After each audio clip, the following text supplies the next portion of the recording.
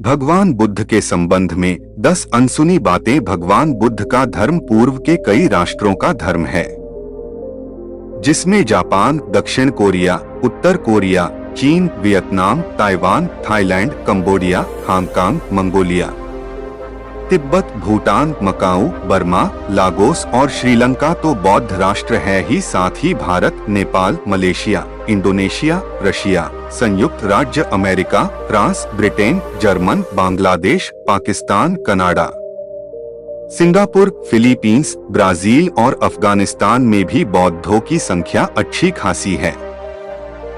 हालांकि कुछ वर्षों में अफगानिस्तान, पाकिस्तान और बांग्लादेश में बौद्धों पर हुए अत्याचार के चलते वहां इनकी संख्या कम हो चली है।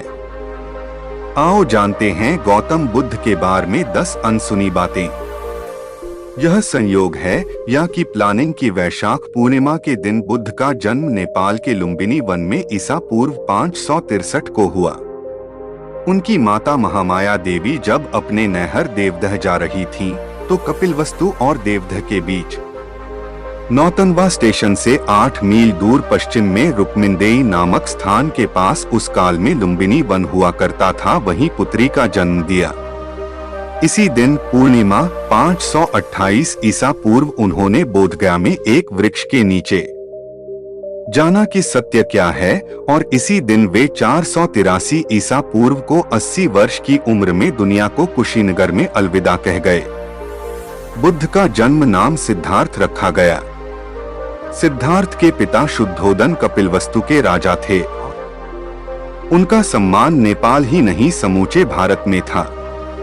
सिद्धार्थ की मौसी गौतमी ने उनका लालन पालन किया, क्योंकि सिद्धार्थ के जन्म के 7 दिन बाद ही उनकी मां का देहांत हो गया था। गौतम बुद्ध शाक्यवंशी क्षत्रिय थे। शाक्य वंश में जन्मे सिद्धार्थ का 16 वर्ष की उम्र में दंडपाणी शाक्य की कन्या यशोधरा के साथ विवाह हुआ। यशोधरा से उनको एक पुत्र मिला जिसका नाम राहुल रखा गया। बाद में यशोधरा और राहुल दोनों बुद्ध के भिक्षु हो गए थे। बुद्ध के जन्म के बाद एक भविष्यवक्ता ने राजा शुद्धोदन से कहा था कि यह बालक चक्रवर्ती सम्राट बनेगा, लेकिन यदि वैराग्य भाव उत्पन्न हो गया तो इसे बुद्ध होने से कोई नहीं रोक सकता और इसकी ख्याति समूचे संसार में अनंत काल तक कायम रहेगी। राजा शुद्धोदन सिद्धार्थ को चक्रवर्ती सम्राट बनते देखना चाहते थे, इसीलिए उन्होंने सिद्धार्थ के आसपास भोगविलास का भरपूर प्रबंध कर दिया ताकि किसी भी प्रकार से वैराग्य उत्पन्न न हो। बस यही गलती शुद्धोदन ने कर दी और सिद्धार्थ के मन में वैराग्य उत्पन्न हो गया। कहते हैं कि एक बार वे शाक्यों के संघ में सम्मिलित होने गए। वहां उनका विचारिक मतभेद हो गया। मन में वैराग्य भाव तो था ही, इसके अलावा क्षत्रिय शाक्य संघ से वैचारिक मतभेद के चलते संघ ने उनके समक्ष 2 प्रस्ताव रखे थे। वह यह कि फांसी चाहते हो या कि देश छोड़कर जाना। सिद्धार्थ ने कहा कि जो आप दंड देना चाहें। शाक्यों के सेनापति ने सोचा कि दोनों ही स्थिति में कौशल नरेश को सिद्धार्थ से हुए विवाद का पता चल जाएगा और हमें दंड भुगतना होगा। तब सिद्धार्थ ने कहा कि आप निश्चिंत रहें, मैं संन्यास लेके चुपचाप ही देश से दूर चला जाऊंगा। आपकी इच्छा भी पूरी होगी और मेरी भी। आधी रात को सिद्धार्थ अपना महल त्याग कर 30 योजन दूर गोरखपुर के पास अमोना नदी के तट पर जा पहुंचे। वहां उन्होंने अपने राजसी वस्त्र उतारे और केश काटकर खुद को संन्यास्त कर दिया। उस वक्त उनकी आयु थी 29 वर्ष। कठिन तप के बाद उन्होंने बोधि प्राप्त की। बोधि प्राप्ति की घटना ईसा से 528 वर्ष पूर्व की है, जब सिद्धार्थ 35 वर्ष के थे। भारत के बिहार में बोधगया में आज भी वह वटवृक्ष विद्यमान है, जिसे अब बोधि वृक्ष कहा जाता है। सम्राट अशोक इस वृक्ष की एक शाखा श्रीलंका ले गए थे, वहां भी यह वृक्ष है। कुछ लोग कहते हैं कि श्रीमद्भागवत महापुराण और विष्णु पुराण में हमें शाक्यों की वंशावली के बारे में उल्लेख पढ़ने को मिलता है। कहते हैं कि राम के दो पुत्रों लव और कुश में से कुश का वंश ही आगे चल पाया। कुश के वंश में ही आगे चलकर शल्य हुए, जो कि कुश की 50वीं पीढ़ी में महाभारत काल में उपस्थित थे। इन्हीं शल्य की लगभग 25वीं पीढ़ी में ही गौतम बुद्ध हुए थे। इसका क्रम इस प्रकार बताया गया है। शल्य के बाद बहतक्षय, उरुक्षय, वत्सद्रोह, प्रतिव्योम, दिवाकर, सहदेव, ध्रुवाष्ट, भानुरथ, प्रतीताश्व, सुप्रतीप, मरुदेव, सुनक्षत्र, किन्नराश्रव, अंतरिक्ष, सुषेण, सुमित्र, बृहद्रज, धर्म, कृतजय, व्रात, रणजय, संजय, शाक्य, शुद्धोधन और फिर सिद्धार्थ हुए, जो आगे चलकर गौतम बुद्ध कहलाए। इन्हीं सिद्धार्थ के पुत्र राहुल थे। राहुल को कहीं कहीं लांगल लिखा गया है। राहुल के बाद प्रसेनजित, शूद्रक, कुलक, सुरथ, सुमित्र हुए। इस तरह का उल्लेख शाक्यवंशी समाज की पुस्तकों में मिलता है। शाक्यवार समाज भी ऐसा ही मानता है। भगवान बुद्ध ने भिक्षुओं के आग्रह पर उन्हें वचन दिया था कि मैं मैत्रेय से पुनः जन्म लूंगा। तब से अब तक 2500 साल से अधिक समय बीत गया।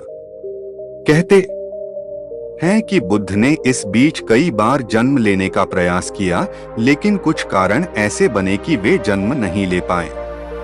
अंततः थियोसॉफिकल सोसाइटी ने जे कृष्णमूर्ति के भीतर उन्हें अवतरित होने के लिए सारे इंतजाम किए थे, लेकिन वह प्रयास भी असफल सिद्ध हुआ। अंततः ओशो रजनीश ने उन्हें अपने शरीर में अवतरित होने की अनुमति दे दी थी। उस दौरान जोरबादी बुद्धा नाम से प्रवचन माला ओशो के कहीं देह छोड़ने के पूर्व बुद्ध के अंतिम वचन थे अपदिपो भव सम्मास्ति, अपने दिए खुद बनो, स्मरण करो कि तुम भी एक बुद्ध हो।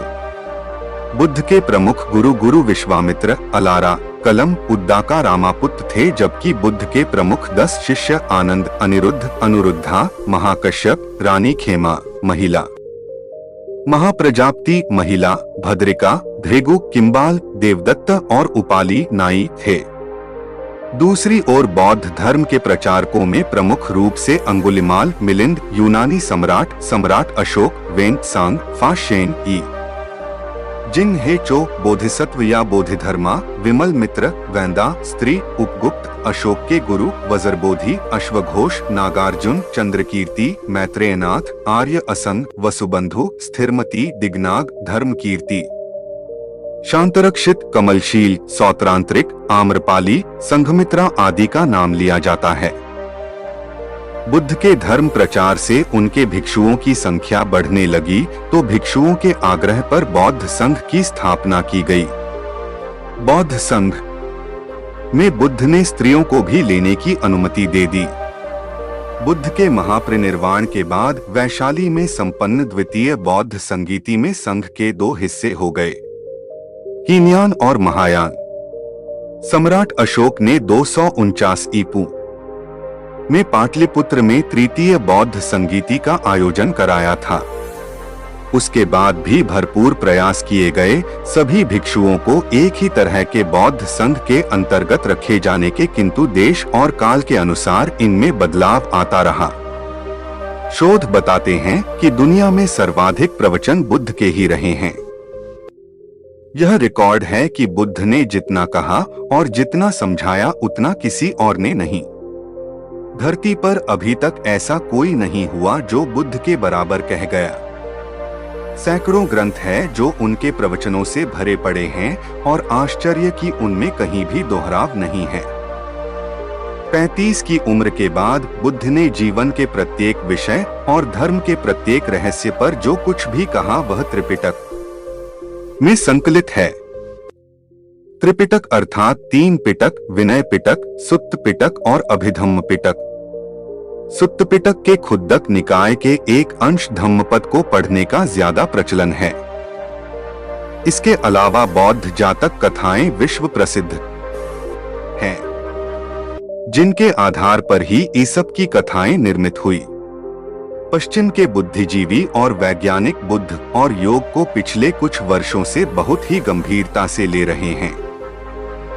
चीन, जापान, श्रीलंका और भारत सहित दुनिया के अनेक बौद्ध राष्ट्रों के बौद्ध मठों में पश्चिमी जगत की तादाद बढ़ी है। सभी अब यह जानने लगे हैं कि पश्चिमी धर्मों में जो बातें हैं वे बौद्ध धर्म से ही ली गई है, क्योंकि बौद्ध धर्म ईसा मसीह से 500 साल पूर्व पूरे विश्व में फैल चुका था। दुनिया का ऐसा कोई हिस्सा नहीं बचा था जहां बौद्ध भिक्षुओं के कदम न पड़े हों। दुनिया भर के हर इलाके से खुदाई में भगवान बुद्ध की प्रतिमा निकलती है। दुनिया की सर्वाधिक प्रतिमाओं का रिकॉर्ड भी बुद्ध के नाम दर्ज है। बुद्ध परस्ती शब्द की उत्पत्ति ही बुद्ध शब्द से हुई है। बुद्ध के ध्यान और ज्ञान पर बहुत से मुल्कों में शोध जारी है।